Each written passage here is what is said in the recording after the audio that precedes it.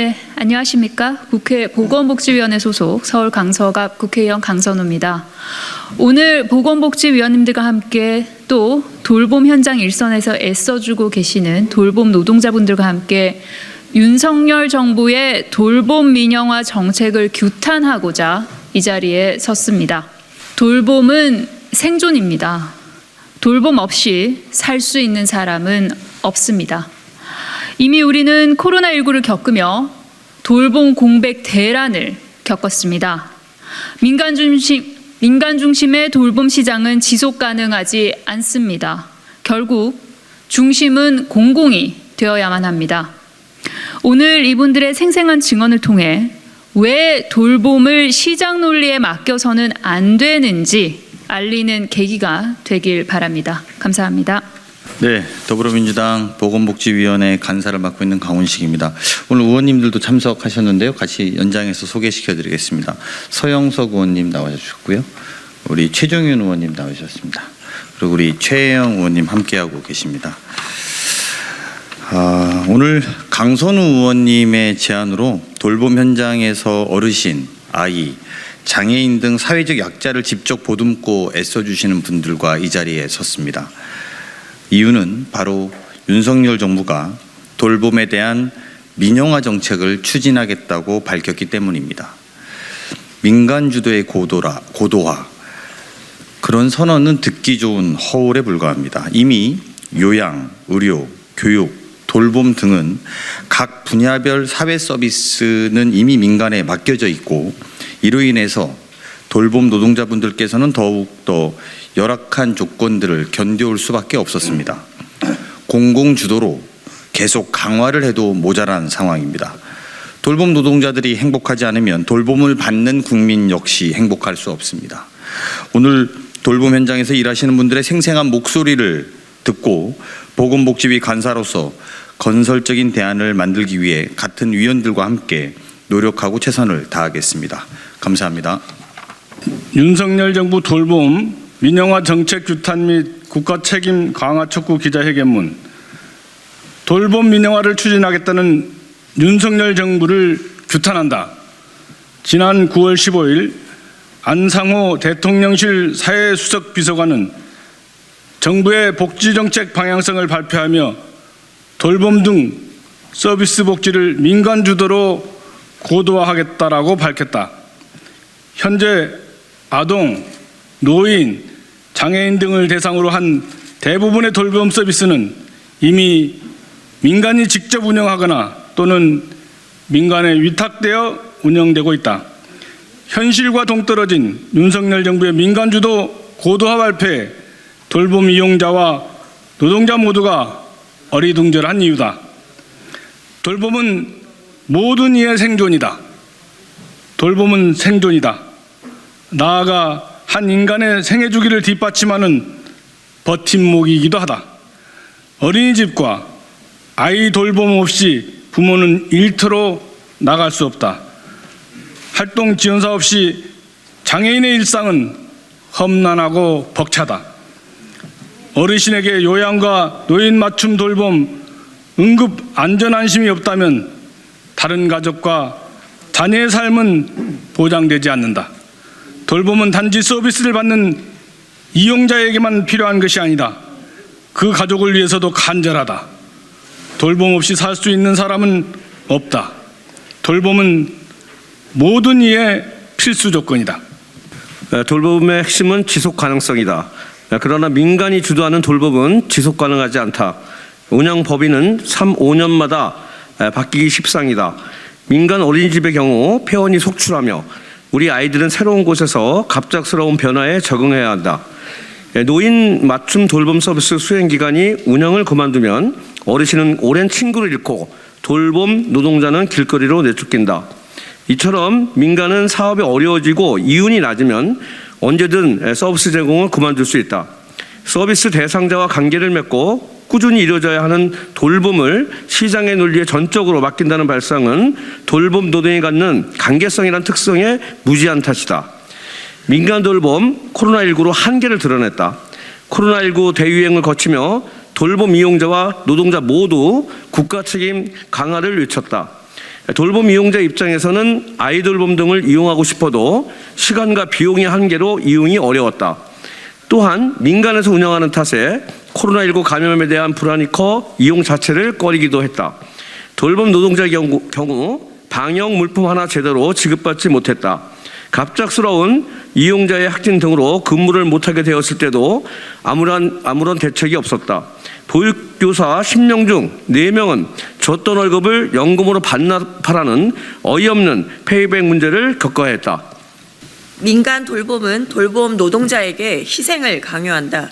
지난 21년 기준 110만 돌봄 노동자의 임금 수준은 157만 원 정도다. 국가에서 시급을 정했든 민간이 운영을 하든 모두 최저임금이다. 이용자와 연계가 없으면 아이 돌보미, 장애인 활동지원사는 사실상의 실업 상태에 놓인다. 노인 생활지원사와 응급안전안심관리요원, 보육대체교사는 매년 근로계약서를 다시 쓴다. 계속 일을 할 수 있을지 없을지 모르는 상황에서 최선을 다할 수 있는 노동자는 없다. 대안은 국가 책임 강화뿐이다. 윤석열 정부는 민간 주도 돌봄 정책을 펼치려 한다. 이윤 추구와 무한 경쟁은 민간 시장의 본질적 특성이다. 코로나19 대유행에 따른 공적 돌봄 대란 사태를 지나오며 이 시장의 논리에 돌봄을 맡길 수 없음은 이미 증명되었다. GDP에서 보육, 요양 등의 돌봄 영역이 차지하는 비율은 고작 0.86%다. OECD 국가 평균의 3분의 1에 불과하다. 나머지 돌봄 영역을 합하더라도 그 비율은 여전히 낮다. 그러므로 윤석열 정부에 요구한다. 돌봄에 대한 재정 지원을 확대하여 국가 책임을 강화해야 한다. 국가가 직접 운영하는 공적 돌봄 체계를 수립해야 한다. 더불어 현재 국회에 계류 중인 돌봄기본법 제정에도 정부가 적극적으로 나서야 할 것이다. 돌봄 이용자와 노동자 모두가 외치는 돌봄의 공적 체계 강화라는 목소리에 윤석열 정부가 하답하기를 간절히 바란다.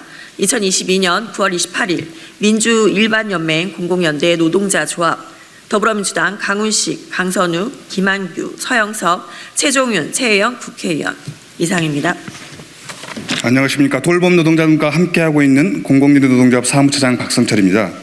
먼저 돌봄의 사회적 가치를 지키기 위해 앞장서 주시고 계시는 더불어민주당 강훈식, 강선우, 김한규, 서영석, 최종윤, 최혜영 의원님들께 감사 인사를 드립니다. 설마 이 정도까지 할까 하는 경계를 늘 뛰어넘어서 국민을 걱정시키는 윤석열 정부의 국정 운영을 보면서 노동자들의 마음은 불안감으로 뒤덮여 있습니다.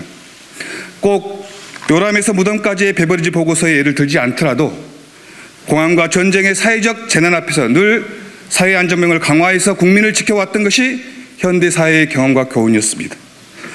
앞서 기자회견문에서 나와 있지만 돌봄은 소비적 서비스가 아니라 사회를 지켜내는 우리들의 가족을 지켜내는 필수 사회 안전망으로 자리 잡은 지 오래입니다. 그런데 이 안전망을 이윤의 경쟁시장에 내몰겠다는 이야기의 다름 아닌 민간주도 서비스 고도화를 하겠다는 윤석열 정부의 이야기는 양두구육의 전형입니다.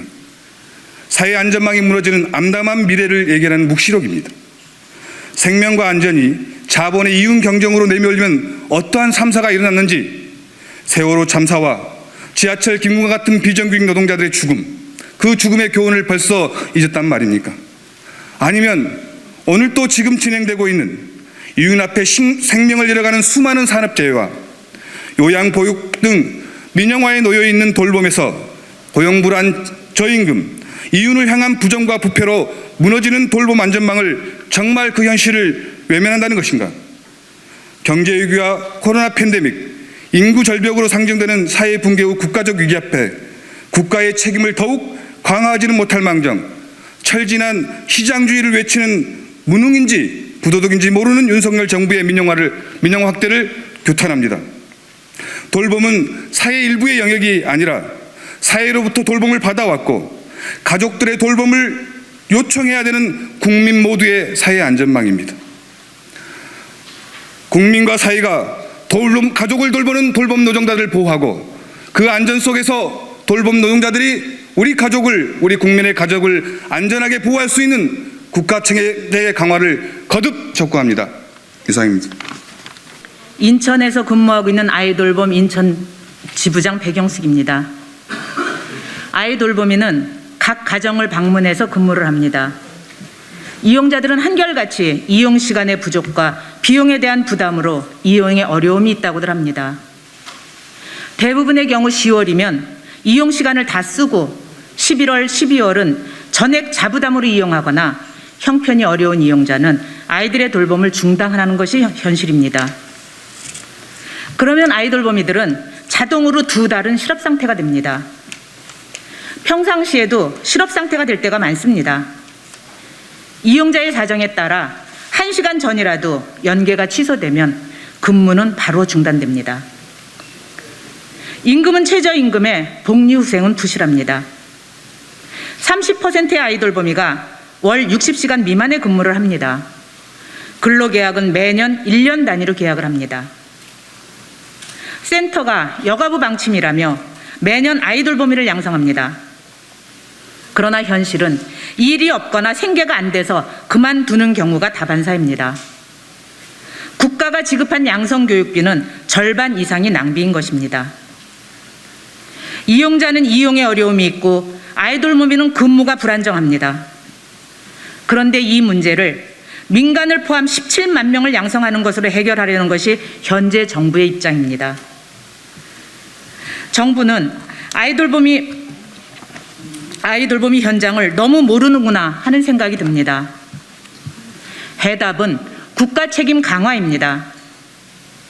이용자들이 누구라도 편안하게 이용할 수 있도록 비용과 시간에 대한 지원을 확대해야 합니다.